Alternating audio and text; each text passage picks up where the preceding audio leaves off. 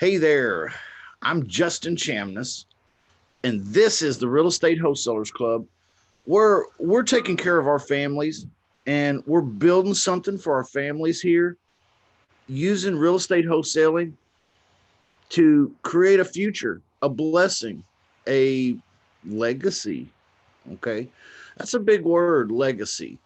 And sometimes people throw that word around, and I don't think they know what it means. To me, a legacy, man, that is a big deal. And if you look at all the legacies that have been left, a lot of them have involved people who acquired real estate, and many times, and I don't care how far back in history you look, they acquired this stuff through not just traditional methods, but creative methods. We're all about learning how to grow and bless our families here, and get to that shut up money that I talk about all the time. So, welcome. This is the live public Q&A on Saturdays. We do this every Saturday, 10 a.m. Central Time, and we'll welcome everybody that joins us and those that watch us. It's been a pretty popular show lately, and I want to thank you for that. Thanks for watching. Please like and subscribe. Don't forget. Also, check us out at realestatewholecelersclub.com. Realestatewholecelersclub.com. There you can find us on YouTube. You can find us the Facebook link, group link. You can also get, guess what, free training and free agreements, guys. All right. I give that stuff away. Every now and then I see an ad. You're scrolling and you see a sponsored ad, and it'll say, come get my uh, 1 page agreement that I use to do $3 million worth of real estate deals. It'll be somebody selling something. And anyway, I'm always tickled when I see that, because we give that stuff away, guys. We give we give it away. We're not about charging you for every little tiny thing. We really want you to be able to get your foot in the door. We really want you to be able to learn and grow and develop a good concept of things before it starts getting any kind of price or fee. Because that's where I was. I've been just like you. So I started out, needing to bootstrap this thing. Y'all know what I mean when I say boot. Kelly, do you know what I mean when I say bootstrap? Absolutely. Every day of my life. Until Every day now, of of course. your life, huh? Yeah, bootstrapping. That means it's got to pay for itself. It really does. And the system that we use, that I use, the program, the methodologies, all of that, really, it really is uh, what works for me. And I need it to work, and I want it to work for you. So, welcome to the show, guys. Go over there and check out that free training and stuff. Anyhow, today, actually, the other day, backing on up, the other day, I put out a video about cash buyers. And man, this video has been pretty popular as far as my videos go. Okay, I'm not rivaling PewDiePie or anything like that. But for me, it was pretty popular, and I think that it's because this is a hot topic, and I didn't really realize it at the moment when I was creating that video. I made that video on my birthday, and about an hour and a half before I went to eat lunch at Jason's Deli with my wife.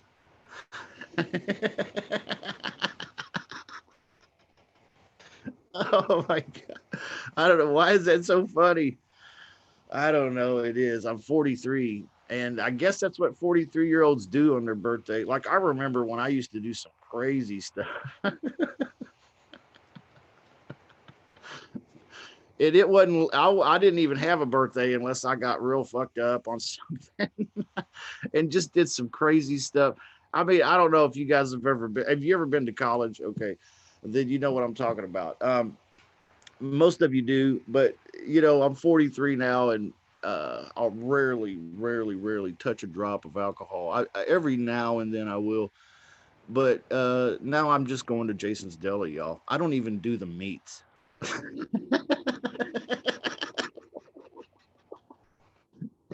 Getting older is a bitch.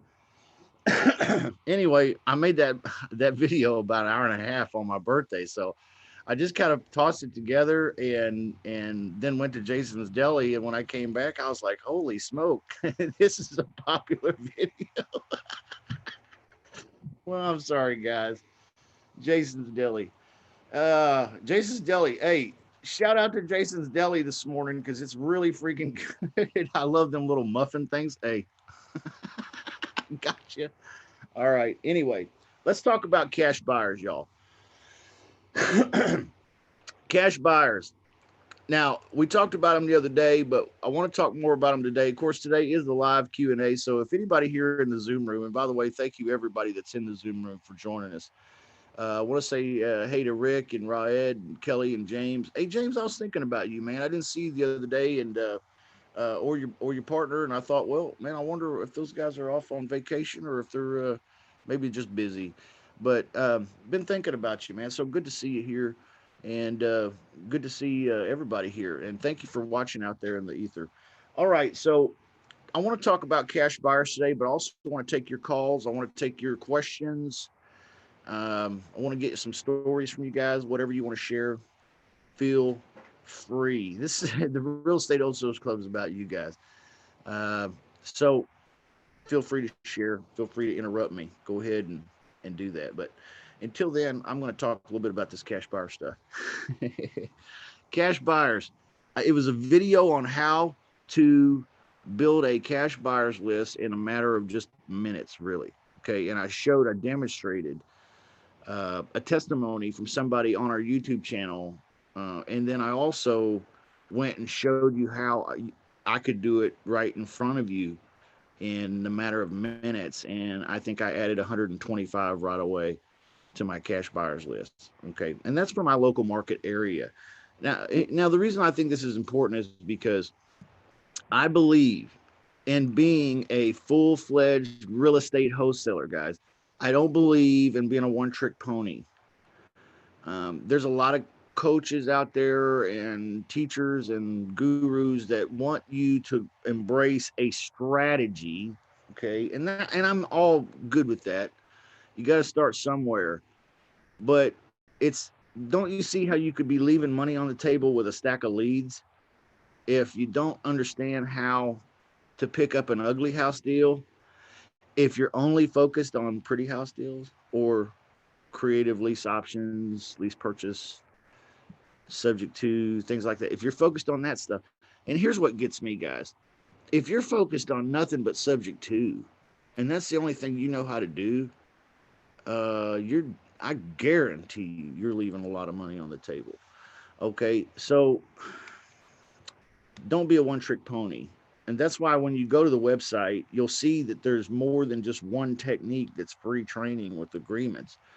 Because I think it's important that you understand that when I'm making phone calls, I'm not just calling to see if I can get a lease option deal. I'm calling to see if I can get any kind of deal. All right. And maybe that makes a little difference. So you might have to come up a little bit in your knowledge, might have to come up a little bit in your tools and your paperwork, but it will pay great dividends to you and your business to not be a one-trick pony. And we've been talking for months now on lease options and how to do them and what to say on the phone and how to get leads. And it's a perfect technique. It's a wonderful technique, especially if you're a beginner wholesaler or even advanced. Okay. But it's a great place to start. But here's what happens to all of my students that continue in the lease option evolution. Okay. As they're calling leads, they end up reaching a homeowner that is not a lease option deal, but yet they're still motivated. So what do you do in this case? Well, in some of these cases, folks don't know what to do, and so money gets left on the table. But if you're equipped and ready to go with the ability to source cash buyers for ugly deals, what have you done? You've created an opportunity for yourself to go ahead and make money, even though it's not a lease option deal. You were calling for lease option, you were looking for a lease option or a creative deal, and bada bing, bada boom, this person's motivated and it sounds good, but this property deal and their situation doesn't really necessarily fit a lease option. Where do we go? We got to make a cash offer. So I've had some folks make me aware of this because as students, they're going through calling these leads that they generate typically on the automated REI. They find they're trying to find lease options, but they find an ugly house deal. And then they say, oh no, Justin, what do I do now? Because I don't know what to do. I have got my lease option documents ready, but I don't have my, you know, I don't have a cash buyers list. I don't have buyers. I don't have paperwork ready. Okay, guys, it's all free. It's all over there at the realestatewholesalersclub.com, the paperwork in the training. But secondly, um, the cash buyers list can be built in minutes. And I showed this in this video the other day. Sorry for the long roundabout tale, but I showed how to build a cash buyers list in a matter of minutes. So there's really no excuse for not being, okay, a full-fledged real estate wholesaler that can do ugly house and pretty house, guys. You want to be a professional, you want to be a real estate wholesaler, learn more than one technique, okay? Learn how to be a real estate wholesaler, not just a lease option specialist, okay? Not just an ugly house co-wholesale specialist, all right? I love when you tie together, and if you go to the website, you can see this. When you tie together the co-wholesale with the lease options, it's dynamite, y'all. It's dynamite. That's what I do in my business. I've tied together that co-wholesale with lease options, and I've tied it in with bank-owned wholesaling as well. Okay, so I've developed a little bit further, but it's a great thing to pick up the lease options and the co-wholesale in similar timing, because you're going to run into both scenarios. You're going to run into cash deals. You're going to run into deals where you have JV partners you can pick up. You're going to run into deals where you need a cash buyers list. All right. Now, the good thing is that if you're already out there swinging and you've got lease options on target and you've run into a ugly house deal, a motivated homeowner, or you've run into a potential JV partner, another wholesaler with a property deal, it's great news for you, because you can many times, most of the time nowadays, okay, I don't know where you live, but you probably live in an area where this can be done. All right. Go to Facebook. Actually, just go get that video from the other day. Go get the video from the other day. Build a cash buyers list. It's called 252 cash buyers in 2.5 hours. Watch that video. Get your cash buyers list for the market areas you're working. Put it together and be a full-fledged real estate wholesaler. What do y'all think about that? That's my top advice for you. Rick, you got something to say, man? Everybody's so quiet. Wow. Yeah. Good morning, man. Sorry, Hey, I'm good just morning. quiet today. My coffee's still brewing. That's all right, man. Will you tell me, you're working on real estate lease options, right? But wholesaling, is that correct? But are you also doing some other techniques as well out there? Are you just a specialist, or are you kind of full-fledged all around? Well, I'm doing pretty houses and ugly houses. Just depends on the situation. Yeah. Yeah. Nice. Good. So Yeah, so it doesn't matter what you run into, you have the ability to tackle it. Yeah, see, and from what it sounds, Rick's doing pretty good out there, y'all, on the West Coast. And I know I've got a lot of watchers, viewers, listeners from the West Coast, and he's kind of a testimony that it can be done out there. All right, and I know a lot of folks ask me about the West Coast. Is the price range too much? Rick, why don't you ask? Why don't you tell us a little bit about that? What's your take on that? Because see, over here in Kansas City, my bread and butter sweet spot is between 140 and 250,000, typically. And what I'm talking about is after repair value. Okay, so but out there, it's and I know because some of our team has picked up some deals out in the West Coast, and honestly, man, some of them are in the millions. Have you found that changes business for you a lot out there? The fact that the ARVs and the values of these properties are way up there, sometimes in the stratosphere. Rick? Well, not really. There's always going to be a sweet spot, kind of no matter what state you're in. Like my particular town, the sweet spot per se would be right around 450. And I'm a couple towns out where that sweet spot is more around 300. And then, kind of on the west side of Los Angeles, Yeah. it gets more up into the 7 and 8s. So I just, when I'm still out, I still try to, stack some motivation when there is some, and try to turn it one way or the other. But, the higher valued homes, I tend to see less leads, but they're still there. You just have to do a little bit more digging. Yeah. Yeah. That makes a lot of sense, man. And I appreciate you saying that. What is the sweet spot? You said was somewhere around 300. Is that right? Where you're at? In one of the towns that's fairly close, about 30 to 40 minutes, it's around 300 seems to be the kind of go. Yeah. Yeah. But there's people with 300, right? I mean, there's a lot of people out there that can do a $300,000 deal, right? Oh, for sure. Yeah. See, I think too, we get this mentality that there's a shortage of supply of money, and there's not, guys. There's just really, honestly, there's just shitloads of people with money. If you happen to be one of those people who's not one of those people, then let's change that. Okay. That's what we're working on right here. We're working on that.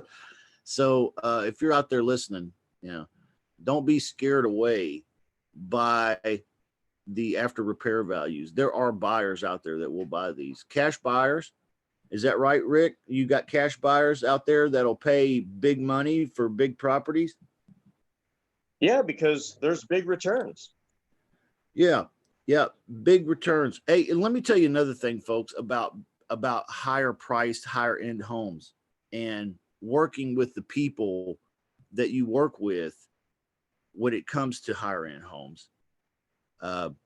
If I'm dealing with a guy that has just imagine with me, guys, picture this in your mind. If I'm dealing in my mind with a $30,000 property, and this is the only property this man owns, he's lived there. Is he more apprehensive than the guy who has a $350,000 home and this is his 7th home that he owns? Is there a difference here? There most certainly is a difference. Yeah, the guy with the $350,000 house and this is his 7th property, he's savvy. He's used to making big money decisions. The guy with the $30,000 property that doesn't have any other properties, he's kind of what we would call poor or broke, let's say. Okay, he's not savvy. He's not used to making any big money decisions. In fact, he's afraid of losing what little he has. Does this make sense what I'm saying? And so here's what I find. I find that you want to relate better. You feel more comfortable calling into areas that are like you or less money wise. Okay. But that's really not necessarily the easier guy to talk to. All right. Does that make sense? Because he's not quite as, with it as the guy who's got something going on. All right. So that's just been my experience, y'all. So don't hesitate and don't be afraid. There are cash buyers out there. There are tenant buyers out there in those price ranges with money ready to do deals. So, don't hesitate when it comes to that. Don't let that be what keeps you from getting into the business because you're afraid of a $450,000 price tag. In fact, that's why I got into this business, because somebody told me if you're going to sell something, sell the most expensive thing you can find, and boom, real estate seems to be it. So I appreciate you sharing some of that with us, Rick. I wanted to bring that up, but I wasn't sure how, and it just kind of dawned on me when I saw you there. And so the point is, cash buyers are everywhere and in every price range. Tenant buyers are there too, in every price range. And in fact, sometimes it's even easier when you move up the scale. Okay. So as far as cash buyers go, you should be developing a list in your market area, whether you're doing real estate lease options or you're doing real estate ugly house wholesaling. It's all easy nowadays. I also want to show you a couple things here this morning. Okay. I've been getting a lot of questions about this stuff, and I want to share the screen here. So let me share. And here we go. Guys, I'm on PropStream. Okay. PropStream, if you don't know about PropStream, go check out the tools playlist on my YouTube channel, because there's like an in-depth demo of PropStream. All right. Well, look here. Not only were we able to build a cash buyers list of 252 in 2.5 hours the other day, but we also could come here, okay, in PropStream, and look, I just put in Kansas City, Missouri up here at the top in the search bar, and I hit go, and it's brought up for me the properties that are on the MLS, the pre-foreclosures, the auctions, the foreclosures. You think that might be handy? Sure. But look at this, 2,731 cash buyers. All right. So right there is an automatic list for you. If you want to start marketing and building buyers, this is a great way to do it as well. All right. Now, let me show you another thing about PropStream while we're here. Do you see up here this little box that says filter? Okay. I'm going to click filter, and it pops down a menu. And you see, it gives me all these various choices: owner occupied, yes, no. Okay, I'm going to select no, just for an example purpose. All right. And thank you for everybody joining me in the Zoom room. You guys are awesome. I love you guys. We've got the greatest club here in the whole world. And anyway, love you. So right here, PropStream, the filters, I'm going to select owner occupied, no. Occupancy status, occupied, vacant, any. I can choose. I can choose property characteristics, MLS status, on and on and on. But check this box out right here. It says quick list choices. Okay. This is so handy. If you click that drop down menu, I could select only properties that are on the market. I could select vacant properties. Okay. If you're looking for lists or leads, this is a great way to do it. If you want to get on PropStream, there's a discount actually.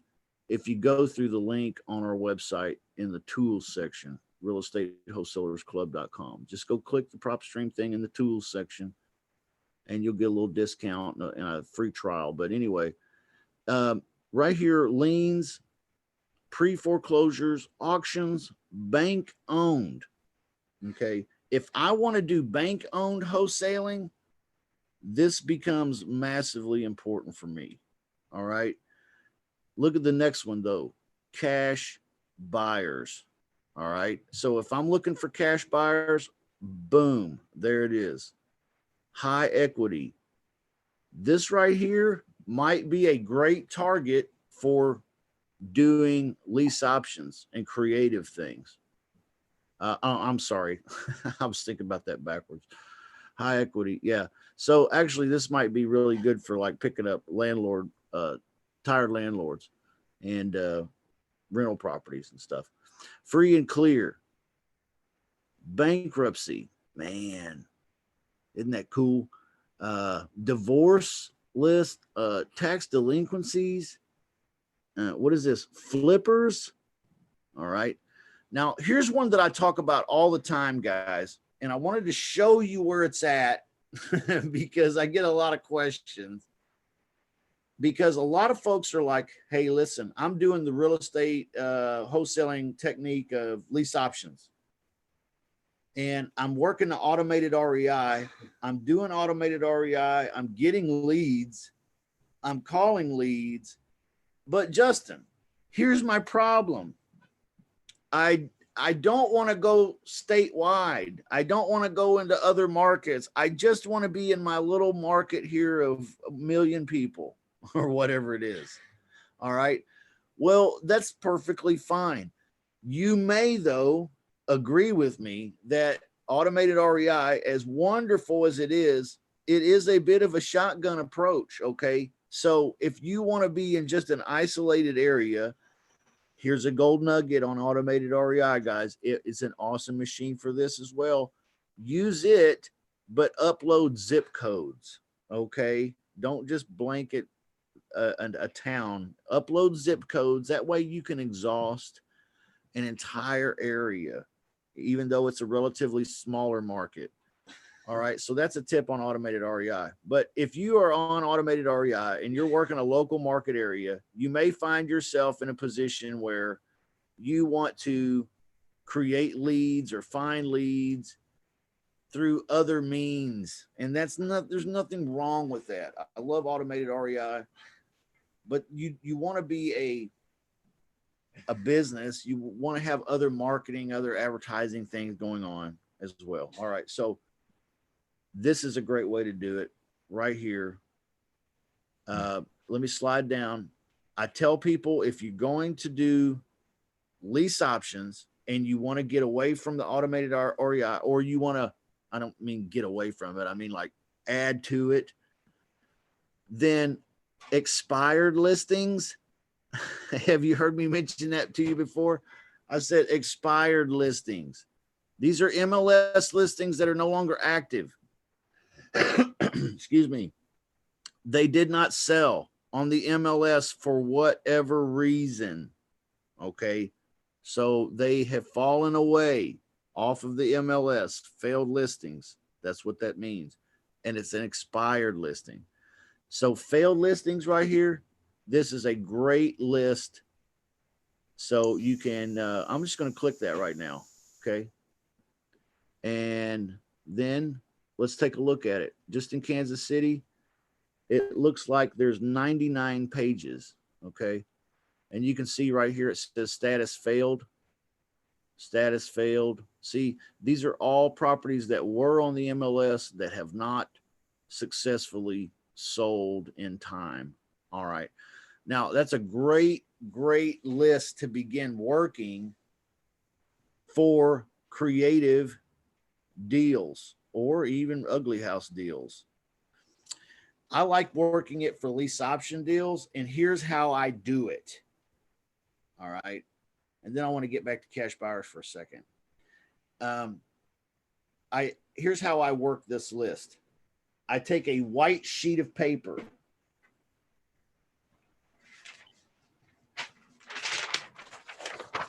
White. Okay. Blank. I take a big black ink pen. and I write on it. And this is what I say. I'll say, "Hi, my name is Justin. I saw your house was for sale.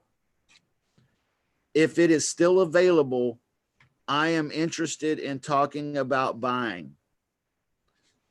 Call or text Justin." And my phone number. That's it. No address, no Mr. Homeowner's name, nothing, just that. Very general, but yet specific. Okay. Then I take that white sheet of paper, I put it in a copy machine. I load the copy machine with yellow notebook paper.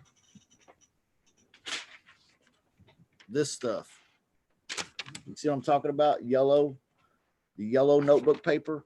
I load this in the copy machine.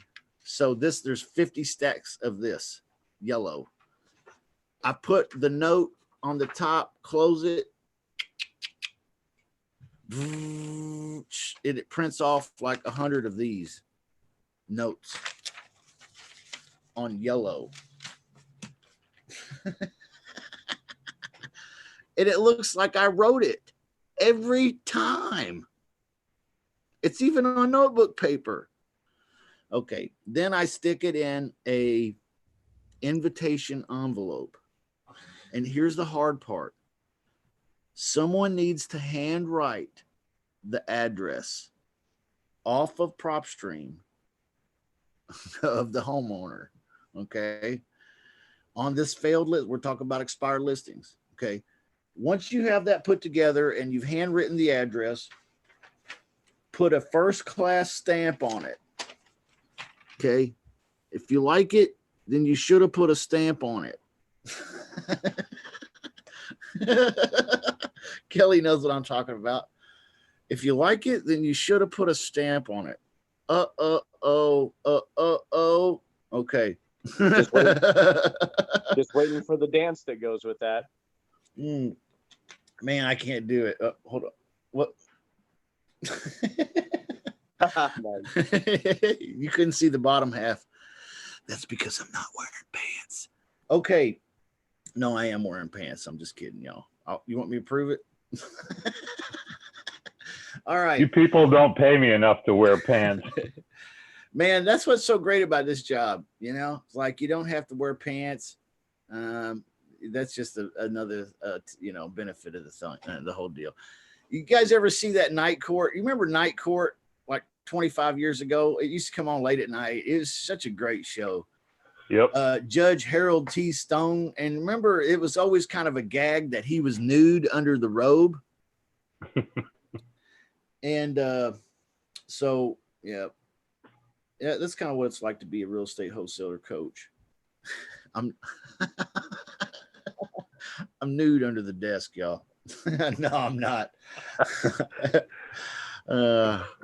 Lord Jesus, forgive me for that. I'm sorry. That's too much information, brother. Too much information.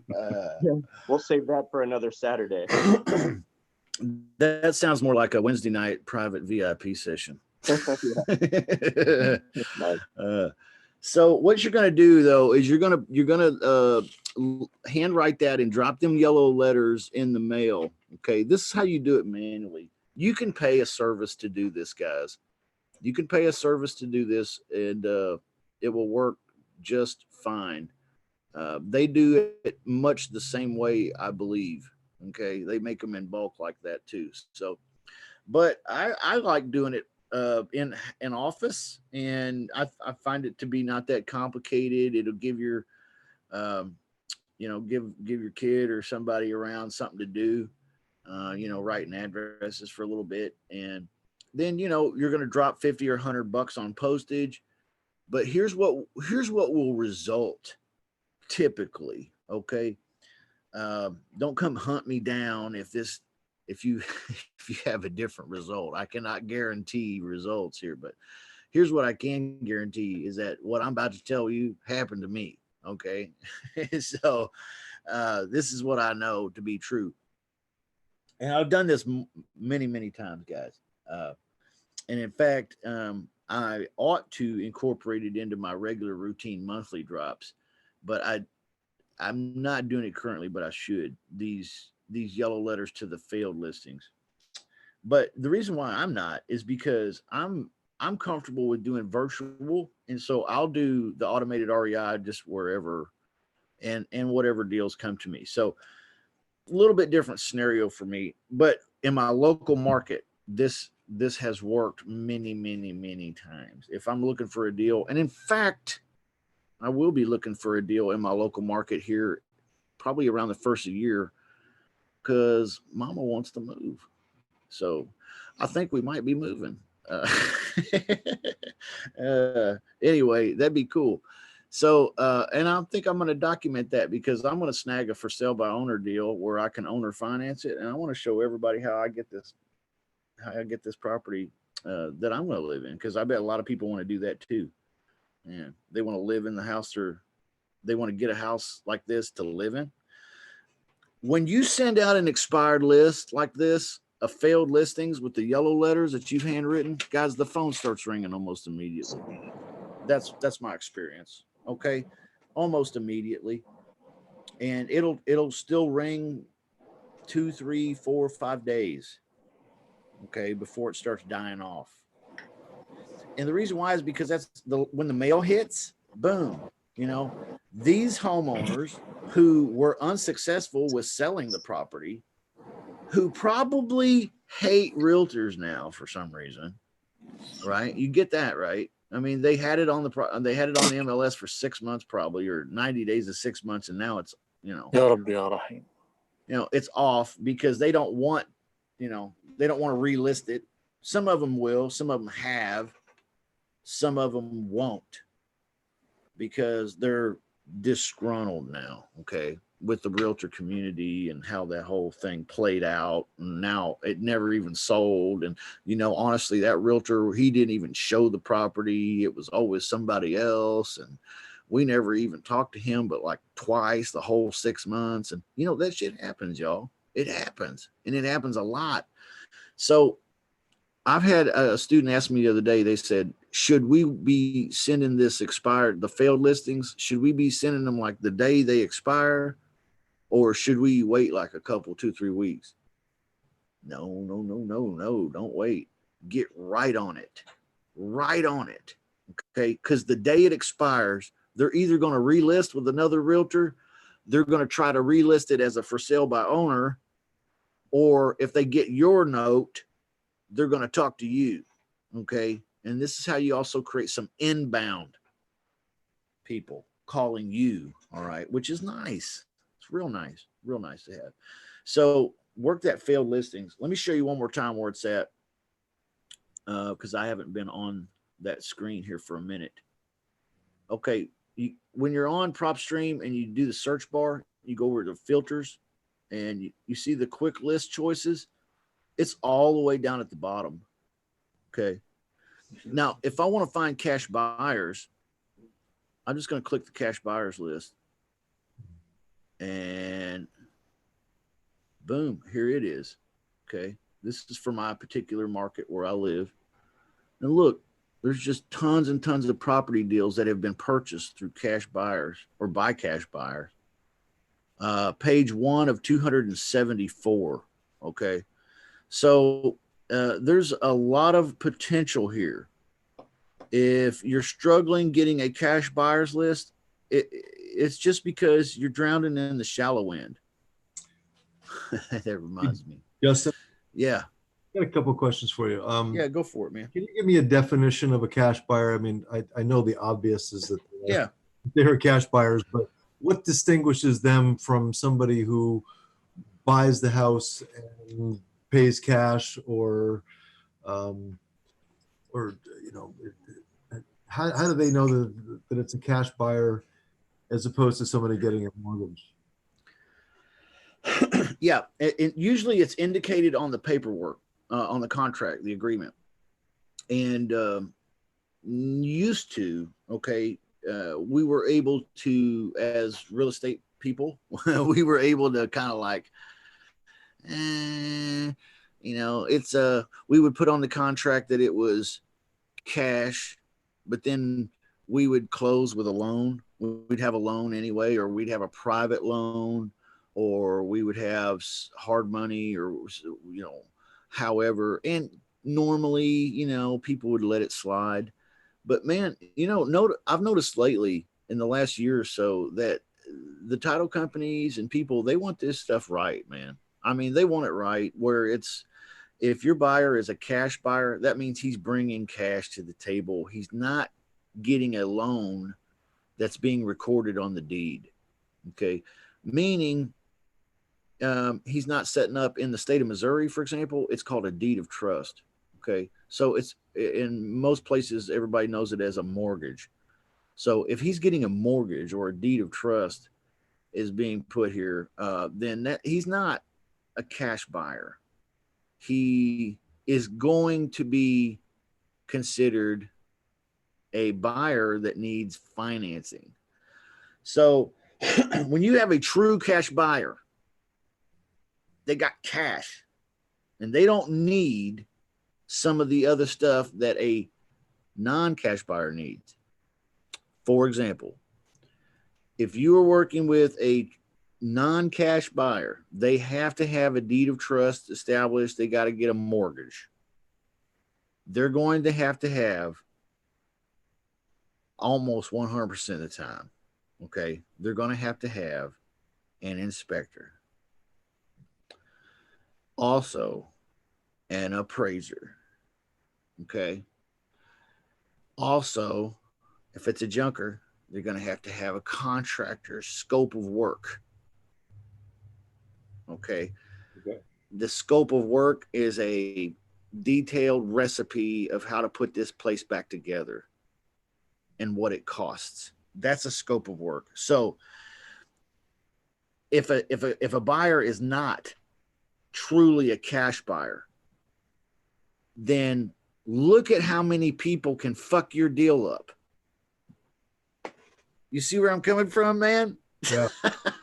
I mean, really, like if it ain't the inspector, it might be the appraiser. And if it ain't the appraiser, it might be the contractor, you know, and if it ain't the contractor, it might just be the lender guy himself.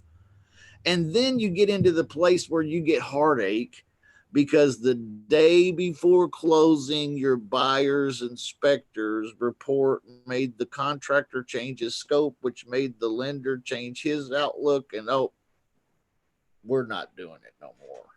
Yeah. You know what I'm saying? So when I talk about building cash buyers list and getting to know your buyers, that's exactly what I'm talking about, James. I'm glad you brought that up, man, because if you're not having conversations, and I'll tell you this is how you do it. Once you've done that, what I shared in the video the other day, and you've built the list, you send out an email to them all and you say, who is interested in buying a wholesale property deal contract today? Okay. This week, today, whatever, like immediately. Because out of 150, you're going to have 2 or 3 that are ready to go at any given time. Okay.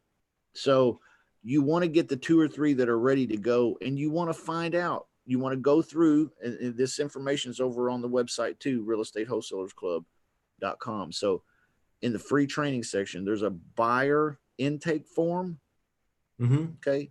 And that buyer intake form is really designed so that you can have a conversation with this buyer and find this out, James. Is he going to go take my deal to the hard money guy and try to get his approval?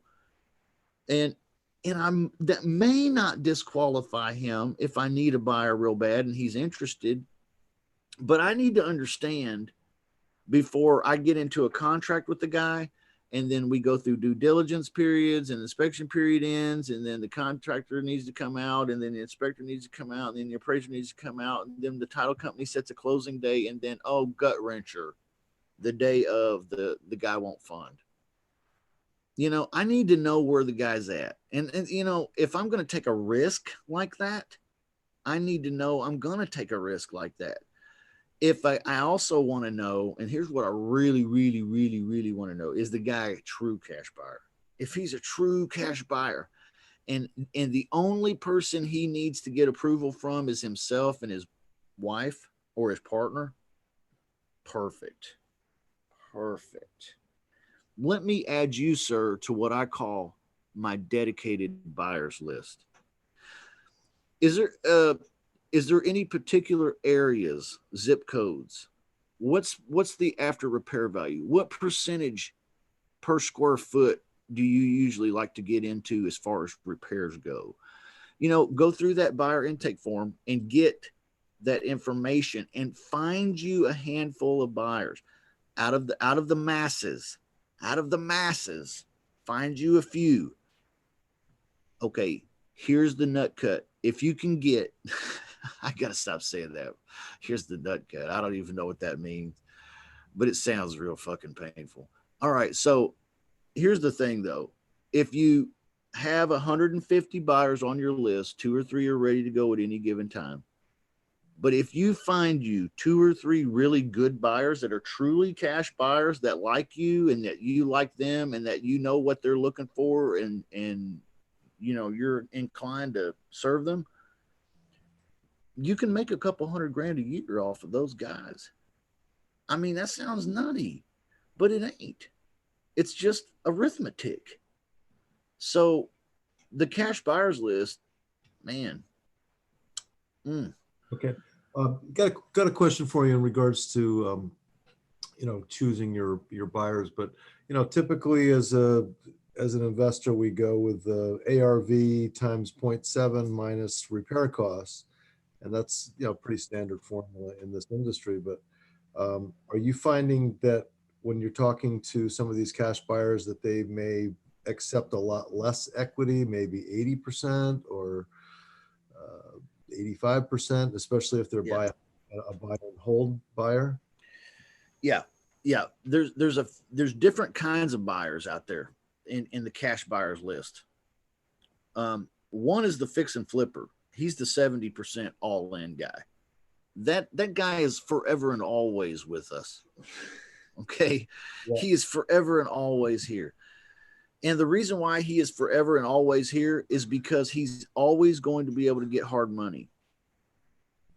If you think about it, there's always a hard money lender out there who's willing to lend money on a property deal that's 70% all in. So that's why the fix and flippers are always with us, because there's always ability to get money. Good times, bad times, ugly times, doesn't matter. Okay. So there's the fix and flipper. The other kind is the landlord buyer. Okay. The landlord buyer, he will buy 75, 80, 85 sometimes. Okay. If he wants it real bad. All right. Those are the guys that are buy and hold. Those are good to have. They're also in your list. Also, you'll find that they're a little bit picky. Okay. So are the fix and flippers sometimes, the good ones. I have fix and flippers that'll go 75. They'll put a little cash in, I've got some 75% fix and flippers that are true cash buyers. So, every buyer's different. You just have to visit with them and talk with them and know. Now, there is a third kind of buyer in your cash buyers list, and that is a true investor buyer, meaning that he has had money in the stock market in the Trump economy, and he has killed it. And he is now trying to get his money out of the volatile stock market and put it into something he feels is more safe and secure, like a piece of property.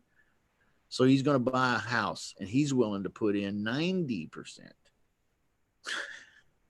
Okay. So you want to start on the cash buyers list, guys. And this is huge. And I know it sounds boring, me just blabbing this shit off, but this is the real reality of it.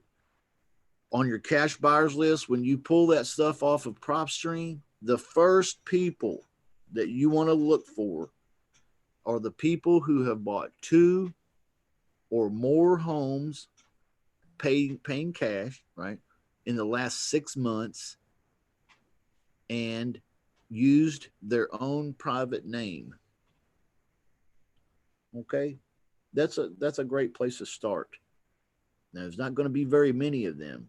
Okay. Then you want to move on into 2 or more in the last 6 months, other entities, IRAs or LLCs, if you can locate these people. Okay. And then you want to go to cash buyers in general in the last 6 months. Okay. That's how I prioritize that list. Okay. Because I'm looking primarily for them 85, 90%er guys. Then I'm looking for the landlords, and then I'm looking for them fix and flipper dudes. I hope that helps. Yeah, that definitely helps. Thank you for that. Okay. The other question that I had was in regards in PropStream, when you create the list of failed listings, are you able to compile a list of what information is it giving you about that cash buyer? Because you had said to email everybody, but I'm assuming that involves skip tracing also, right? Yeah. You're going to need to skip trace. Okay. Because what PropStream is going to give you is they're going to give you the property that they bought. Okay. That address. And then it's going to give you their public information, which is locatable on the county property tax records, stuff like that. The public stuff. So it's going to give you the public contact information. Many times there's not a phone number, okay, but there is a mailing address. Okay, so you could just go ahead right away and direct mail them, or you could skip trace them, pull phone numbers, and do ringless voicemail or a text or however you want to market to them. I recommend doing any of those really will work. I like to mix it up a bit. Sometimes we will skip trace and ringless voicemail. Sometimes we'll skip trace and text, and sometimes we'll just snail mail these people. Depends on what we're feeling like. And they all work. Okay. Especially if you're doing the failed listings or something like that and you're sending the yellow letter, that's great. Cash buyers, that works too. If you're sending something through the mail, I prefer to call cash buyers with a live call. So, but all of those could work, and it's up to you ultimately. But I like calling the cash buyers with a live call with a real person, and it's a very, very quick, easy conversation. Okay, very easy, and I have a script for it in my outsourcing course. Wink, wink. Okay.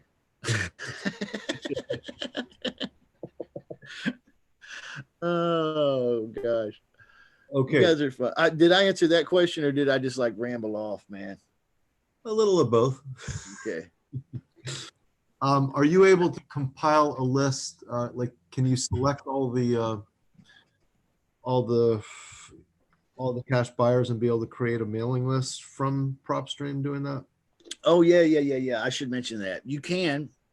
In fact, you can do all this. You can do all the skip tracing and everything. Pretty much right there from PropStream now. They've really upgraded all that. You could also, download the list and then upload it into another text blaster or skip trace machine. So in other words, if you wanted to download the list from PropStream and then upload the list into automated REI and have them skip trace it because it's cheaper, yeah, that makes sense. Okay, and that's technically what we do too. I don't like the one and done systems, even though I promote PropStream because the data is so cool. But I don't like the one and done systems so much personally because I feel like they get you somewhere, and usually it's in the here it's in the marketing, mm-hmm. in the skip tracing and marketing, but the data is kick ass, it's really good. So when you send the yellow letters, I kind of missed part of what you were talking about when you're sending the yellow letters out, but are you putting those in a regular envelope or are you putting those in?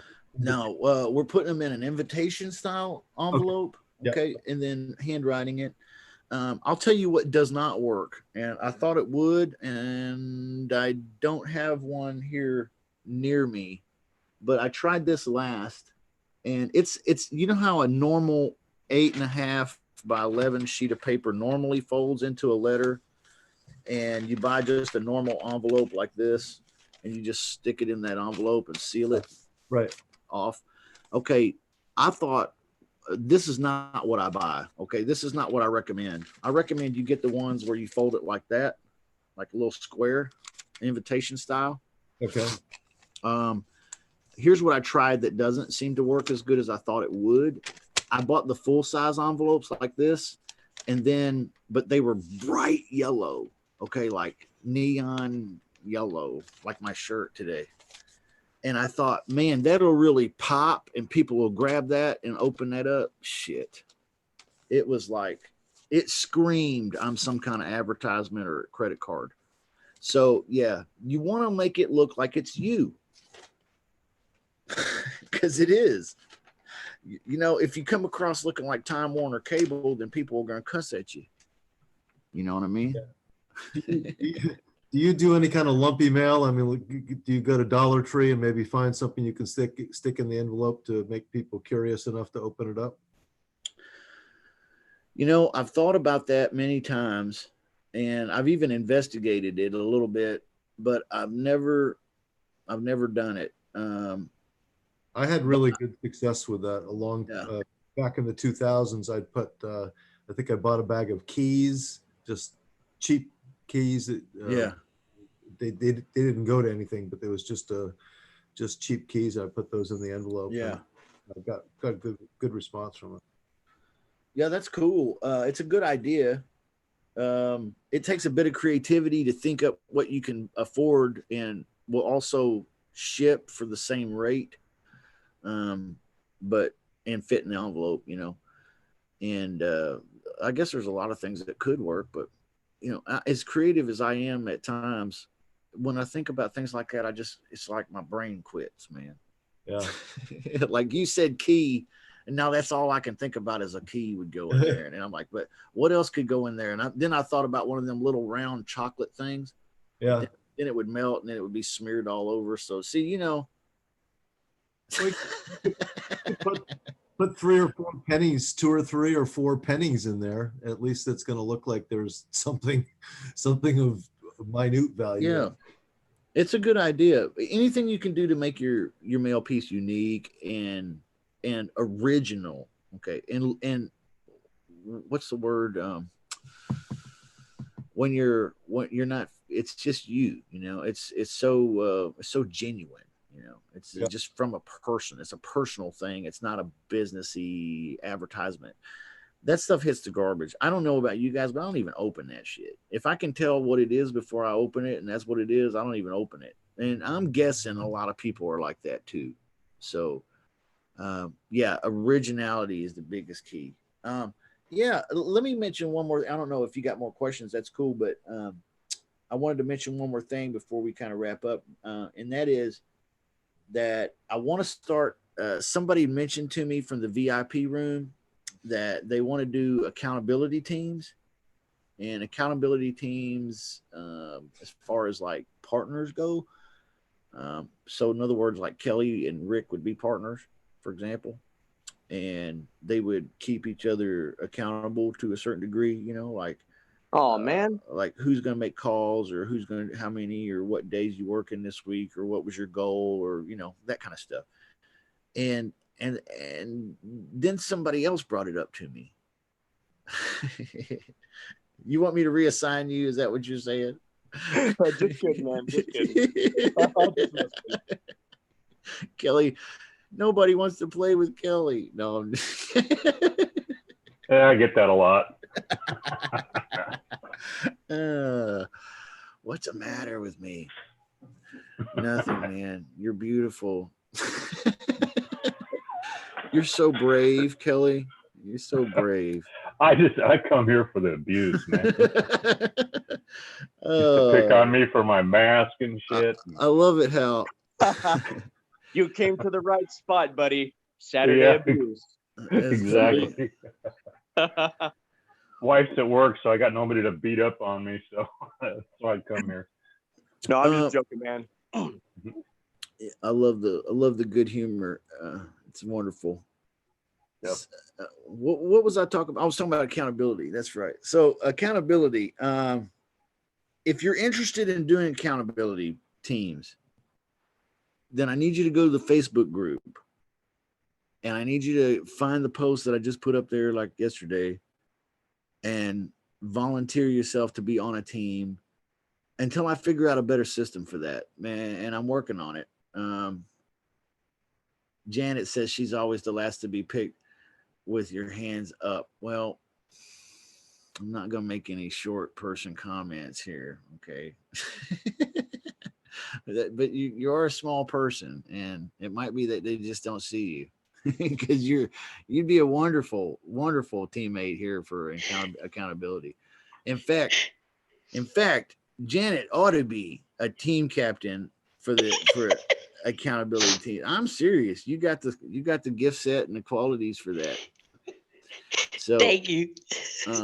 Because Janet's the kind of person that'll love you and encourage you and be sweet to you, but don't give her the runaround, because she'll tell you the truth. Is that right, Janet? Yes, very right. There you go. So see, that's what I'm talking about. Sometimes we need a little bit of partnership and a little bit of accountability. It doesn't have to be like a JV partnership, but a little bit of an accountability partner. Kind of like when you go to AA or something. Yeah, that's what I said the other day. You go to Alcoholics Anonymous or something, they like you to get a friend there so you can, things like that, So, hello, my name is Kelly, and I'm a real estate wholesaler. There you go. Welcome, Kelly. Kind of like AA. Welcome, Kelly. REIAA. Yeah. Hey, that's right. Yeah, we should start that, the REIAA. That's great. This is Alcoholics Anonymous for just what I say, anonymousness. All right. Yeah. So anyway, go to the Facebook group and put something on there. Let me know that you're interested in being on an accountability team. And I'm not sure if you guys should pick your own.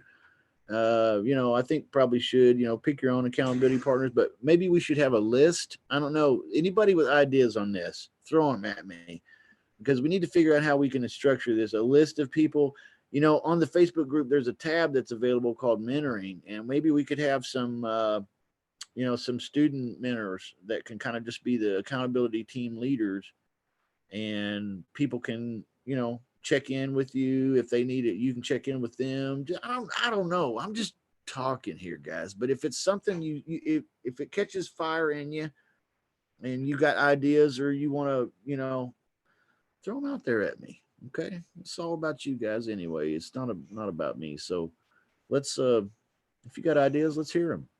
I'll tell you what, Justin, Aleph has been my accountability partner. We wouldn't have gotten that deal done if it wasn't for her. And she kept on me and still does to this day, which is great, man. I'm really grateful for her. But yeah, that kind of a program I think would be really cool. Just that extra little push, makes a huge difference. Yeah, I think so too. And you're right. Alepha is great. She would be great as a team coach too, or team captain. I don't know what the words are, or accountability partner chief. I don't know. So think about that, y'all. And if you want to plug into that, let me know. Right now, I'm kind of filling in as an accountability partner for Mr. Edward Porter. I almost said Ed Norton, but that's a different cat. Edward Porter. How's them calls coming along this week, brother? Don't let me down. I'm calling you out, man.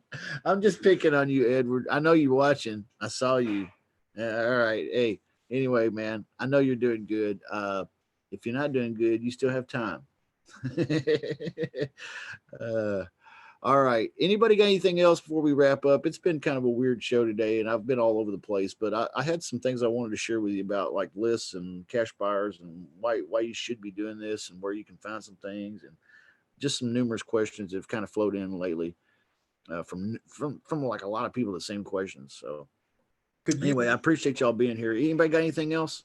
Could you maybe just quickly show us how, or show me, maybe other people know, but how to create a mailable list. I went into PropStream and I'm looking at failed listings. I see that it doesn't have a zip code after it for some reason. Okay. Yeah, I'd be happy to do that. But what I'd like to do, man, I'd like to make I'll shoot a little quickie video tutorial on that, and then I'll email it to you. Okay. That way, if I'm hunting and pecking around for it a little bit myself, I don't look like a buffoon. Anyway, because it's pretty in depth, man. I mean, not that it's not complicated, but there's a lot of buttons and stuff there. So instead of taking everybody's time, let me shoot you a little video and I'll get it right over to you. All right, no problem, guys. Anything else? I think that's it. Thank you. Okay, man. All right, we'll talk to y'all later. Have a good week. Stay blessed. Stay excited. We'll see you next time. You too. You too, Justin. Justice. All right. Bye-bye. Bye-bye.